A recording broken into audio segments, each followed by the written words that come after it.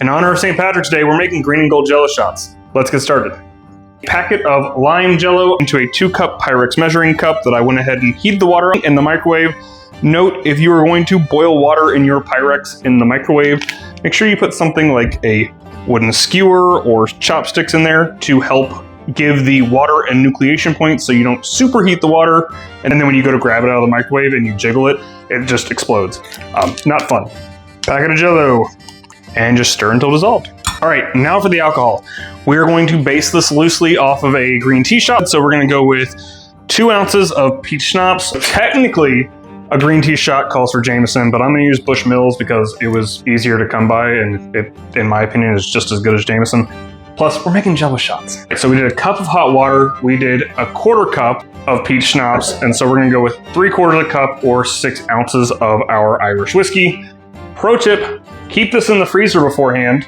Get it nice and cold. It will chill off your jello a lot faster. And now we gotta fill our cups for our jello shots. These are just 2-ounce condiment cups. The easiest way to fill these is to take a either old alcohol bottle that you have laying around, or I've got these little flip top bottles, pour your jello mixture into that, and then toss a pour spout on.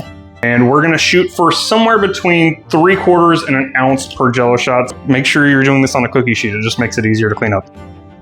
Now I'm gonna cover these up, throw them in the fridge for about an hour or so until they start to set up, and then we'll come back and do the gold part. Our green jello is pretty well set. Went ahead and heated up another cup of water in the microwave. A packet of lemon jello. Really, it doesn't matter, we need something just yellow, but since we were going for a riff on a green tea shot, the goal was like a lemon lime. And give it a good stir. With 2 ounces or a 1/4 cup of our peach schnapps again.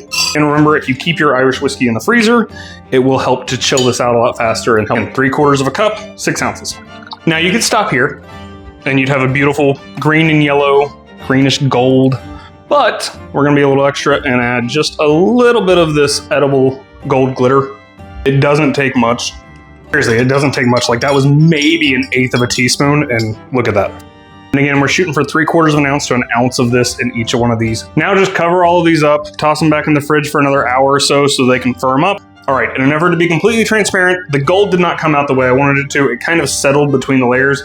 So we're gonna fix that by dusting them with a little bit more of that edible gold glitter that we had. We're gonna take one of these little dusting brushes, and we're just going to dip it and tap. I'm gonna be covered in glitter tomorrow. And now it'll look more like that. Hope y'all enjoy. Give me a follow. Happy St. Patrick's Day, and talk to y'all again soon.